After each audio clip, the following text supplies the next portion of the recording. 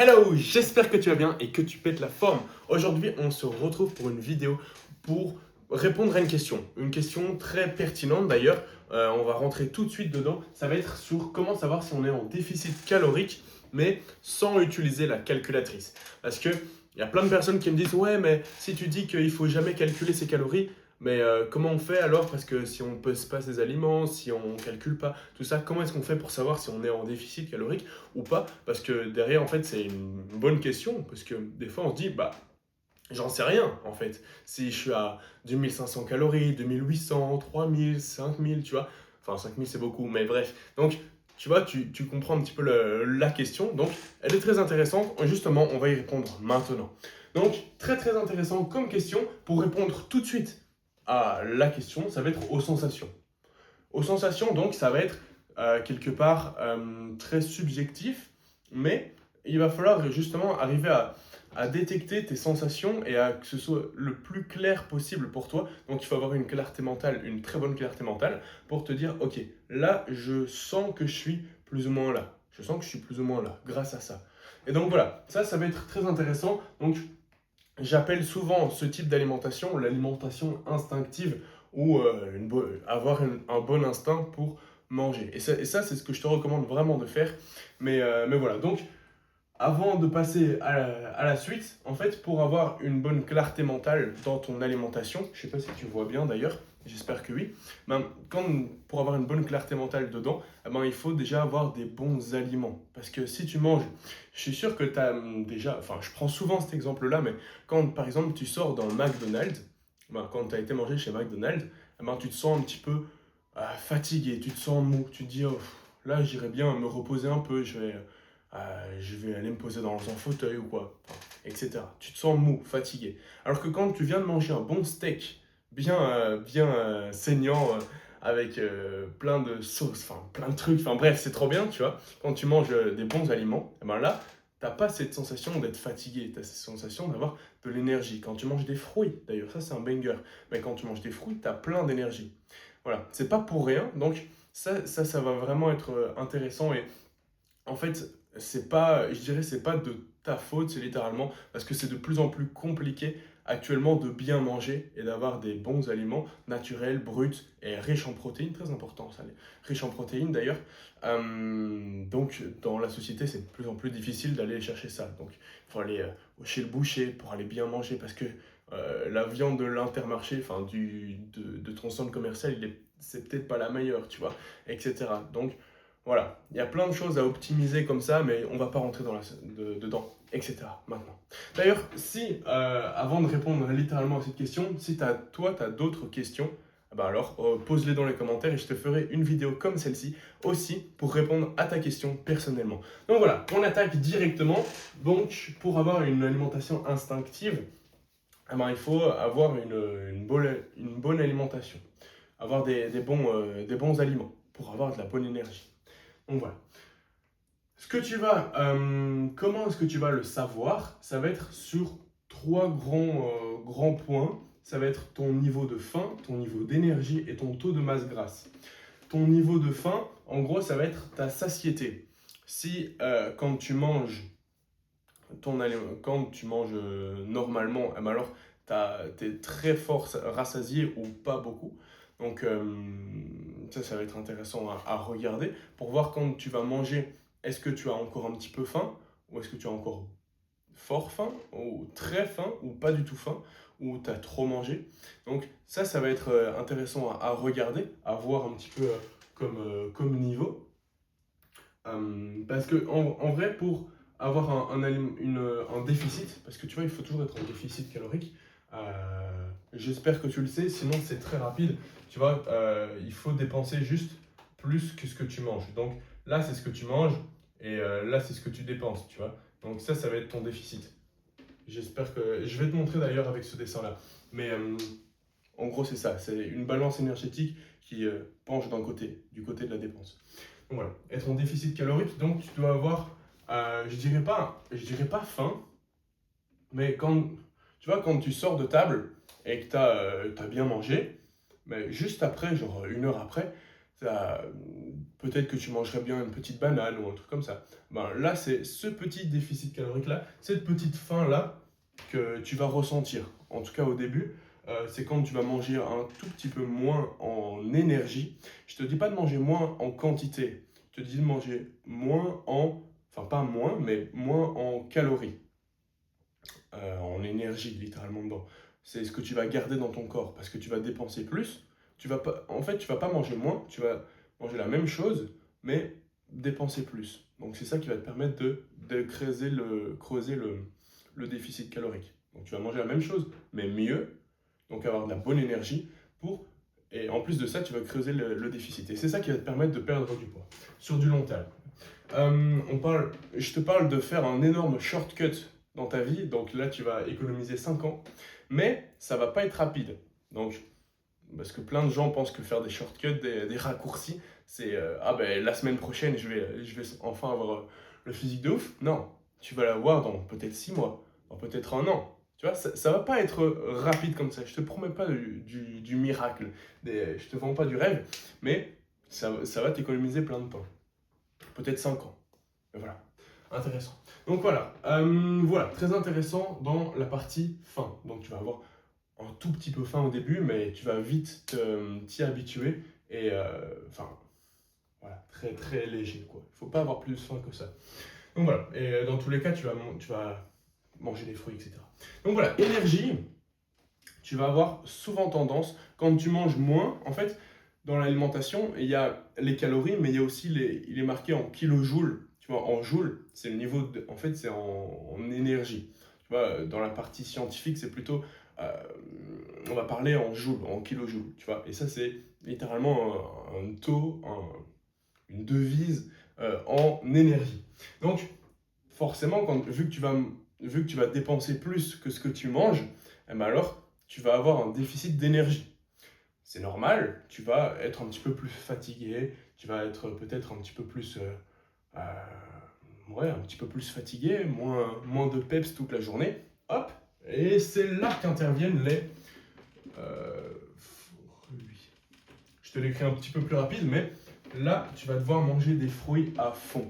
Vraiment, vraiment, vraiment à fond des fruits. Tu vas prendre de la vitamine, enfin, attention, la vitamine D avec le soleil, tu vas prendre beaucoup de fruits, enfin 5 fruits je te recommande par jour, c'est très rapide, c'est pas très cher, c'est excellent, vraiment excellent. Tu vas manger ça près de tes séances de sport, c'est là où tu dois le plus dépenser l'énergie, donc tu vas compenser. Moi j'en mange toute la journée, mais parce que j'aime bien. Donc voilà, les fruits c'est très très bon pour compenser ce manque d'énergie que tu vas avoir dû à ton alimentation en fait. Tu vois, donc c'est pendant la journée, c'est pendant tes repas et à côté de tes repas, tu vois, en collation, à 16h, tu vas manger peut-être un fruit, tu vois. Au lieu de prendre une glace, tu vas prendre un fruit. Tu vois. Voilà. C'est intéressant de voir ça parce que, justement, je vais te parler de ça. C'est très important parce que tu dois voir ça un petit peu comme un stock, tu vois, comme une réserve. Là, attends, regarde, imaginons ça, j'ai abusé volontairement. Donc ça, c'est ton ventre quand tu manges. Donc quand tu manges, ça c'est ton ventre de base. Et quand tu manges, hop, il se grossit. J'abuse vraiment volontairement, mais tu vas comprendre. Donc ton ventre se grossit quand tu manges. Et à la fin de la journée, vu que on considère que tu vas dépenser toute ton énergie, que pas mal de gens ne font pas d'ailleurs, c'est pour ça qu'ils prennent du poids au fur et à mesure et plus ils prennent de l'âge, plus ils prennent du poids. Pourquoi? Parce qu'ils ne dépensent pas tout ce qu'ils mangent dans la journée. C'est ça en fait. Et ce que tu vas devoir faire, c'est, tu vois, quand donc tu manges, tu grossis, et ensuite ton ventre rétrécit vu que tu dépenses tout dans la journée. Mais ce que tu vas devoir faire, c'est dépenser un peu plus. Et là, en fait, ton ventre, il va ratterrir comme ça, quand tu auras dépensé toute ton énergie de la journée. Et ensuite, le jour d'après, enfin peut-être pas le jour d'après, mais la semaine d'après, alors ton ventre il va plutôt être là, mais ça quand tu vas manger. Quand tu vas manger, ton ventre se grossit, hop, il va aller jusque là. Et une fois que tu vas dépenser toute ton énergie de la journée, hop, il va être comme ça. Et vu que tu vas dépenser plus d'énergie que ce que tu en as mangé aujourd'hui, hop, il va être comme ça, et etc. Et boum, et boum, et boum, et boum. Et là, j'ai mis des abdos, tu vois. C'est comme ça que tu vas le voir. J'espère que tu as compris parce que sinon, je ne sais pas trop comment expliquer d'autre. Mais voilà, en gros, c'est comme ça. Tu vas devoir manger. Forcément, tu manges tout le temps. Tu manges tous les jours. Tu manges. Tu dépenses ton énergie normalement. Donc, ce que tu manges, tu la dépenses. Mais tu dépenses un petit peu plus. Et c'est ce petit peu plus qui fait que sur du long terme, en fait, tu vas perdre. Je te recommande de faire 500 calories par jour en déficit. Ça, c'est pour ceux qui comptent. Je te recommande vraiment pas de compter, mais c'est plus ou moins pour avoir une range. Donc, ça te fait 2 kilos par mois. C'est très bien, entre 2 et 3 kilos par mois. Donc, ouais, ça te fait entre 500 et 700 calories par jour en déficit. Mais ça, tu y arrives très facilement en faisant comme ça. En ajoutant des pas, en faisant plein de trucs, en mangeant, en préparant tes repas debout, en montant les escaliers, etc. Donc voilà. On va pas parler de NEAT ici, c'est dans une autre vidéo qu'on va en parler. Mais bref, donc très très important d'avoir une bonne alimentation et quand tu vas manger, d'ailleurs je ne l'ai pas dit, mais quand tu vas manger, au lieu d'avoir ton alimentation comme tu l'avais maintenant, tu vas la transformer, enfin utiliser plutôt des aliments bruts, allez, bruts, et donc brut, ça veut dire quoi? Ça veut dire pas transformé ou très peu transformé. Donc tes nuggets de chez McDonald's, elles sont très transformées. Mais ta baguette de la boulangerie, elle est aussi transformée. Tu ne trouves pas des baguettes dans la nature comme ça. Elle est transformée, mais à un certain degré plus bas. En fait, le degré de transformation de la baguette est plus bas que le nugget. On est d'accord. Donc voilà. Brut, intéressant, le moins transformé possible évidemment. Des fois, il faut toujours manger un peu du transformé. Et qui soit naturel. Naturel.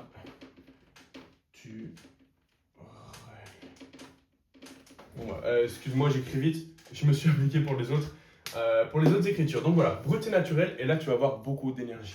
Donc, en plus, en ajoutant des fruits qui sont littéralement bruts et naturels, eh ben alors, tu vas avoir beaucoup d'énergie. Ça va être plus facile. Donc, troisième point, ça va être ton taux de masse grasse. Ben, là, tu vas le voir au fur et à mesure. Peut-être que tu as des balances. Une balance, comment on appelle ça encore? Les balances où tu te poses et tu vois ton taux de masse grasse. Tu peux faire, je sais plus exactement comment on fait, mais je sais qu'il y a des balances qui le font, je sais qu'il y a des petites pinces comme ça qui voient le taux de masse grasse, mais je sais pas si c'est très, très efficace. J'ai jamais essayé la pince, mais la balance, oui, et c'est efficace. Donc voilà, tu vas voir une évolution de ton taux de masse grasse qui va diminuer, enfin évolution, une diminution de ton taux de masse grasse au profit, donc alors, taux de masse grasse qui descend au profit de ton au profit de ta masse musculaire, littéralement. Donc, masse musculaire. J'espère que tu vas comprendre. Donc voilà, ton taux de masse grasse va diminuer et ton taux de masse musculaire va augmenter. Tu vas sécher. Tu vas pas perdre du poids parce que le but, c'est pas de perdre du poids. Le but, c'est, imaginons là, tu fasses 80 kg. Moi aussi, je fais 80 kg. 80 kg. Est-ce que tu préfères être 80 kg bien gras, bien fat, ou alors 80 kg bien musclé et ton corps de rêve? C'est le même poids, donc on ne va pas perdre du poids. Le but va être de perdre du gras. Donc tu vas perdre du gras au profit de la prise de muscle. Mais tu vas rester au même poids. Le but est de faire une recomposition corporelle. C'est ça en fait. C'est pas la perte de poids. Parce que si tu as exactement ton même corps actuel, mais avec 20 kg de moins, même si c'est pas possible physiquement parce que tu vas avoir quand même plein de trucs, mais bref. Si au lieu de faire 80 kg tout gras, tu fais 60 kg tout gras, c'est pas très intéressant, tu vois. Mais rester à 80 kg musclé, athlétique, ça c'est chouette. Ça c'est intéressant. Donc voilà, ça c'est la recomposition corporelle. J'espère que cette courte vidéo a pu t'aider, parce que dans tous les cas, je sais que ça peut vraiment aider pas mal de gens. Si tu as d'autres questions, si tu as d'autres choses qui te bloquent actuellement, peut-être, c'est très intéressant. parce que moi je peux en faire des vidéos comme celle-ci directement. Donc pose-les dans les commentaires. Et si après tu as ça, tu vois, ça te parle, c'est quelque chose qui est intéressant pour toi, je t'ai mis dans le premier lien dans la description je sais pas comment on appelle ça, appelle-le comme tu veux, mais c'est un appel avec moi, littéralement, de 20 minutes, où je me plonge dans ta vie et je te donne des conseils. C'est un appel de conseil en fait, tu vois, gratuit. Enfin, il n'y a pas de pression ou quoi, etc. J'aime pas faire des appels comme ça, mais bref. J'aime bien faire des appels de conseil, justement, où je me plonge dans ta situation et je me dis, et je te dis littéralement, ah ouais, ben là pour toi, je sais pas ton prénom, ben alors je dirais qu'il faut mettre ça en place. Ah ouais, il faut mettre plutôt ça en place. Ah, je ferai pas ça, mais je mettrai plutôt ça. Ah ouais, je ferai ça. Donc voilà, intéressant. Et si on voit que ensemble, ça peut, enfin ce que je parle, ma méthode peut te correspondre, là dans ce cas, on se fait un autre appel. Et là, on voit ensemble si tu corresponds au profil que je cherche, justement. Mais le premier appel n'engage en rien. Donc vraiment, c'est du bonus, c'est pour moi. J'aime vraiment aider les gens. J'aime vraiment aider surtout sur la recomposition corporelle parce que c'est un sujet, un domaine qui me passionne de ouf. Donc voilà, j'adore discuter avec vous, enfin avec toi, si tu es passionné là-dedans, si tu as envie de vers une transformation physique, c'est vraiment excellent. Donc vraiment, réserve dans le premier lien dans la description un appel de conseil avec moi. Je vais littéralement me plonger dans ta vie et te dire, ok, fais ça, fais ça, fais ça, fais ça, tu vas avoir du résultat, c'est promis, c'est garanti. Et ça, c'est gratuit. Donc voilà, bref, réserve dans la description et on se fait ça avec grand plaisir. Ciao, ciao.